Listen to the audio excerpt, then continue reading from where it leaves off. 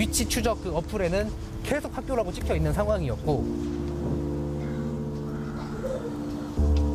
서랍을 여닫는 소리, 반복되는 거친 숨소리가 들렸습니다.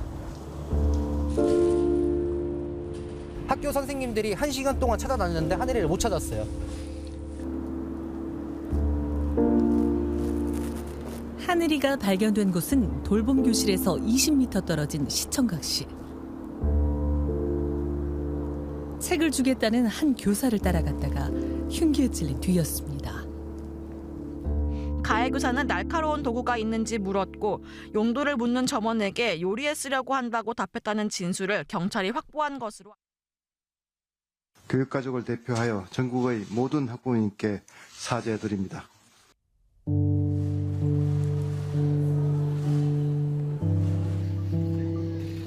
가족들은 눈물로 생떼 같은 딸을 떠나보냈습니다.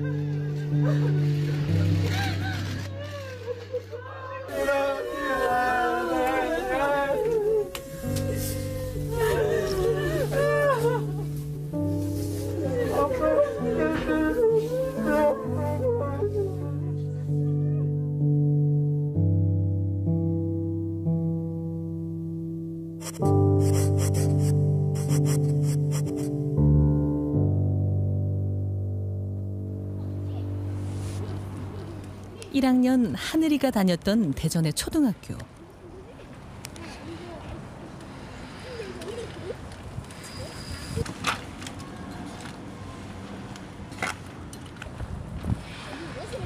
시간을 내서 딸의 학교를 찾은 이현섭 씨가 하늘이를 기립니다.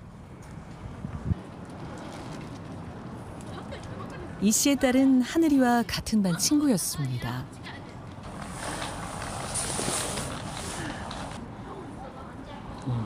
이 씨는 그날 벌어진 일을 생각하면 남의 일 같지 않습니다.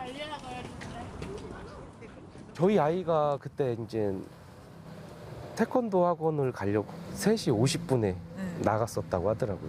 저희 아이도 될 수 있었구나라는 생각이 들었을 때는 정말 저도 막 손이 떨리더라고요.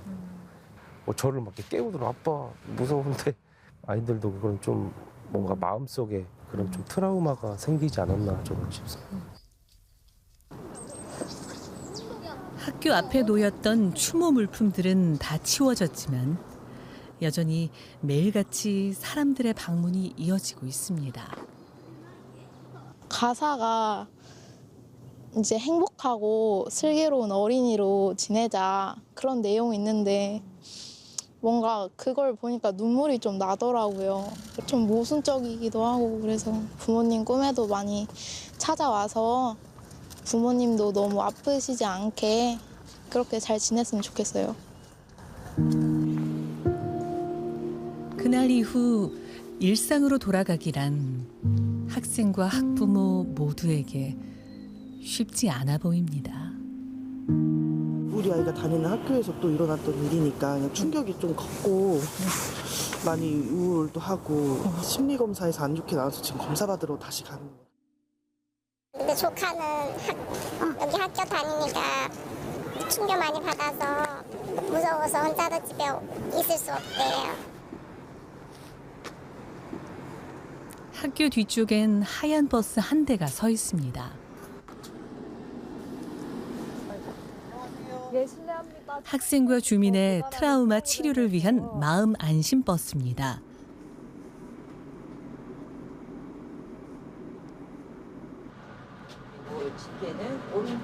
하루 평균 20명이 찾아 심리검사와 스트레스 검사를 받고 있습니다.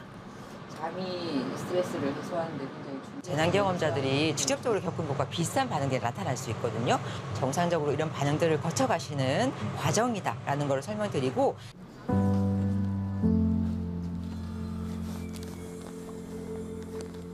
학교 인근의 한 꽃집.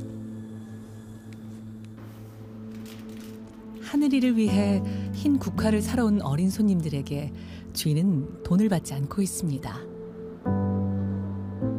4-5명씩 이렇게 모여서 이렇게 사러 오더라고요. 사러 왔는데 그냥 오늘은 이모가 나눠주는 거야 이렇게 하면서 그냥 나눠줬거든요. 일주일 동안 무료로 나눠준 국화가 300송입니다. 하루 종일 잠도 안 들고 막 이렇게 마음이 아프고 그나마 제가 할 수 있는 거 조그만한 거라도 뭔가 도움이 되고 싶었는데 뭐. 그날 하늘이가 2층 돌봄 교실에서 나온 건 오후 4시 반쯤. 10분이 지나도록 하늘이가 안 나온다는 학원 차량 기사의 연락에 학교 측은 하늘이를 찾기 시작합니다. 부모에게 연락이 간 건 다시 10분 뒤입니다. 하늘이 아빠는 위치 추적 앱으로 하늘이가 아직 교내에 있는 것으로 파악했지만 5시 15분쯤 실종 신고를 받은 경찰은 학교가 아닌 근처 아파트를 수색했습니다. 아파트 위치도 나오고요. 그다음에 어린이집도 나오고 병설 유치원도 나옵니다. 이제 그런 부분을 다 수색하려고 보니까 실종 1시간쯤 뒤 하늘이를 발견한 사람은 할머니였습니다. 돌봄 교실에서 20m 거리의 시청각실에서였습니다.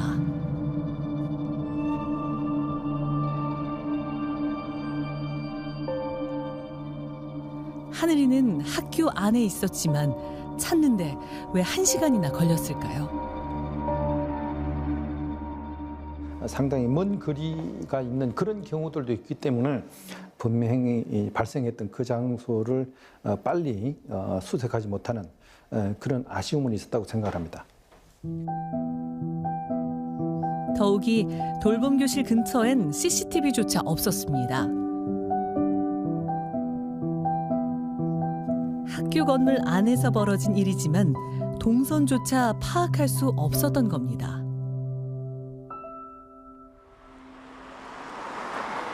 하늘이의 목숨을 앗아간 40대 교사는 지난해 12월 우울증을 이유로 반년간 휴직에 들어갔습니다.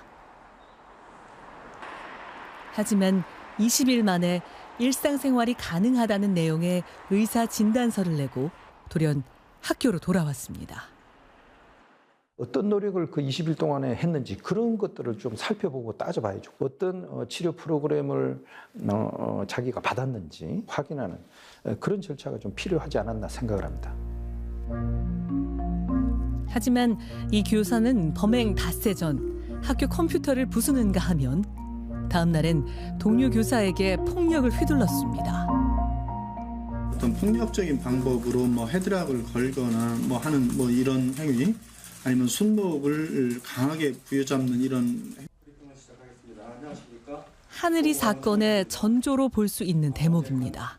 어제 저희 대전 관내. 그런데도 교육당국의 현장 조사는 폭력 사건 나흘 뒤에야 이뤄졌습니다. 그런데 교육청은 이것을 두고 작은 소동이라고 표현했고 해당 교사와 면담도 하지 않았습니다. 이렇게 수많은 전조 증상이 있었지만 아무런 조치를 하지 않았기 때문에 결국엔 도저히 믿을 수 없는 끔찍한 사건이 벌어진 것입니다. 분리조치 권고로 교감 옆자리에서 업무를 보게 된 그날 그 교사는 학교를 빠져나와 흉기를 구입했고 홀로 돌봄 교실을 나온 하늘이를 범행 대상으로 삼았습니다. 사건이 완전히 정리가 될 때까지 교육 활동에 참여하지 못하도록, 즉 이제 학교에 출근하지 못하도록 하는 것 정도는 제도적으로 있었다면 어땠을까? 집 다음으로 안전하다고 여겨왔던 학교에서 부모만큼 아껴주리라 믿었던 교사에게 학생이 목숨을 잃은 사건에 학부모들의 불안감이 커지는 상황. 학교가 안전한 공간이 아닐 수도 있다는 생각에 너무 불안하고 정신적인 아픔이 있을 거라는 생각은 자체를 못했기 상상도 할 수 없었기 때문에.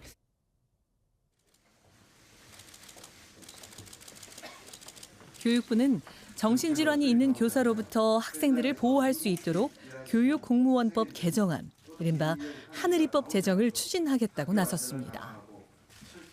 정상적인 교직 수행이 곤란한 교원을 교육 현장에서 긴급하게 분리하고 일정한 절차를 거쳐 직권휴직 등 필요한 조치를 내릴 수 있도록 하는 것을 골자로 하고자 합니다. 폭력성이나 공격성이 있는 교원 분리 조치와 직권휴직, 복직 시 회복 여부 확인, 그리고 교사 채용 시 심층 면접, 교원 심리검사 등이 포함됐습니다. 교육부는 교내 사각지대에 CCTV를 확대 설치할 계획입니다.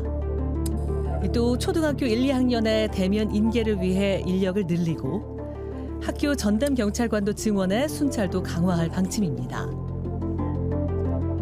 하지만 교육부가 내놓은 대책에 대해 우려의 목소리도 나옵니다. 필요한 조치를 내릴 수 있도록 하는 것을 골자로 하고자 합니다. 10년 차 한 초등학교 남자 교사에 대한 병원 진단서입니다. 이 교사는 3년 전 학생에게 폭행을 당한 뒤 불안과 우울감을 겪고 있습니다. 너무 불안이 높다라고 하면 좀 불안을 좀 낮추는 약도 처방받기도 하고 정신과 최근에 몇 년 동안 다녔던 그런 것들도 사실 보려고 하면은 몰 수도 있다는 그런 불안감이 들더라고요. 이처럼 과도한 업무와 학부모 민원, 학교 폭력 때문에 우울증으로 병원 진료를 받은 초등학교 교직원은 2023년 기준 9,400여 명, 3년 새 2배 가까이 늘었습니다. 같은 기간 불안장애도 60% 이상 증가했습니다. 정신과적 질병 하나로만 이 교사의 인성이나 적격성 여부를 판단하기는 무척 좀 예민한 문제일 것 같아요. 이 특수한 사건 같은 경우를 걸러낼 수 있을까? 공격적인 행동을 보였다는 게 인격이든 뭐 병명이든 간에 학교 내에서 조금 어떤 예방할 수 있는 시스템이 있었으면 좋겠어요. 하늘이법 내용처럼 폭력성이나 이상 행동을 보이는 교원을 긴급히 분리하려면 구체적인 기준부터 마련해야 한다고 교사들은 지적합니다. 사례들을 분류해서 구체적인 구성 요건들에 합당하면 그들을 즉시 교육활동으로부터 배제시킬 수 있도록 행위 중심의 매뉴얼을 만드는 것이 가장 현실적이고 효과적인 대책 방안이라고 저는 생각합니다. 근본적 안전대책 마련하라! 또 하늘이 사건에 대한 조사도 끝나지 않았는데 대책부터 내놓는 건 성급하다는 의견도 있습니다. 철저한 조사가 먼저고 대책을 마련하는 과정에 학생과 학부모, 교사 등 학교 구성원들의 의견도 반영돼야 한다는 겁니다. 골속으로 추진하는 법안에 대해서 굉장히 우려스러운 마음이고요. 조금 교육 관계자들이랑 학부모들이랑 다 같이 모여서 좀 심도 있게 깊이 있는 토론을 통해서 법안을 마련했으면 좋겠습니다. 정신질환 등으로 직무가 불가능한 교사를 관리하겠다는 정부의 대책은 20년 전에도 나왔습니다. 교단에서 학생을 가르쳐서는 안 되는 부적격 교사에 대한 퇴출 작업이 이르면 오는 9월부터 시작됩니다. 당시 시도 교육청별로 질환교원 심의위원회가 설치됐는데 얼마나 실효성이 있었을까요? 하늘이 사건이 일어난 대전 지역의 경우 이 위원회가 도입된 2015년 이후 딱 한 번 열렸습니다. 이에 정부는 하늘이법 제정을 통해 교원 직무수행 적합성 심의위원회를 법제화하고 휴직과 복직 절차를 강화한다는 계획입니다. 한 소녀의 희생이 있고서야 학교 안전 강화를 위해 추진되는 하늘이법. 이번에도 실질적인 대책을 만들지 못한다면 우리 아이들의 안전은 요원할 수밖에 없습니다.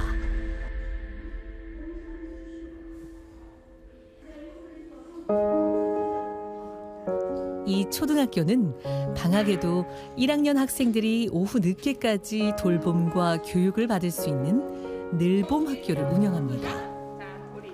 수업이 끝나자 아이들이 나란히 줄을 서고 선생님 손을 앞에 손을 내밀어달라.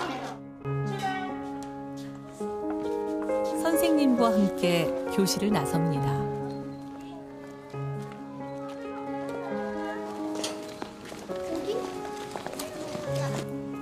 신기한데.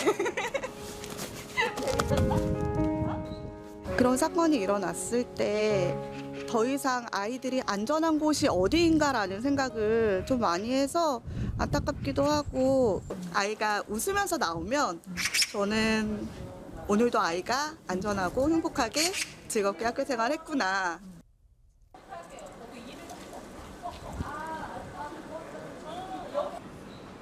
학교 보안관들도 하늘이 사건 이후 하교 시간 아이들의 동선을 더욱 철저히 확인합니다. 중앙 로비에 아이들이 이제 모이면은 돌봄 교실 양쪽으로 있어요. 그래서 돌봄 교실로 가는 아이들 돌봄 선생님께 인계시키고 다 나머지 아이들을 데리고 중앙 현관으로 나오게 됩니다. 늘봄학교 학생들의 하굣길. 60대 두 여성이 동행합니다. 교내 이동과 하교, 수업 보조 역할까지 맡은 늘봄학교 지원단으로 노인 일자리 사업의 하나로 도입됐습니다. 가족과 귀가하기도 하고 학원에 가거나 돌봄 교실에 머무는 등 아이들 일정이 다 달라서 잠시라도 긴장을 늦출 수 없습니다. 계단을 내려올 때나 여기 이제 학교 안에서 나갈 때도 이 초록색 길로 안전하게 나갈 수 있도록 항상 늘 붙어서 같이 가고 있습니다. 학교 업무가 과정되고 그중 가장 큰 문제가 아이들 안전 문제. 그 안전 문제 해결해서 저희들이 지역사회 업무 협업을 해서 작년에 지원하게 됐습니다.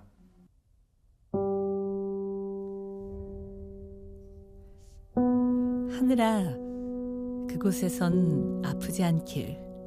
이쁜 별로 가렴. 이름처럼 하늘나라에서는 무섭지 않고 행복한 하늘이로 뛰어놀렴. 하늘아, 편하고 행복하고 항상 즐겁게 살아야 해.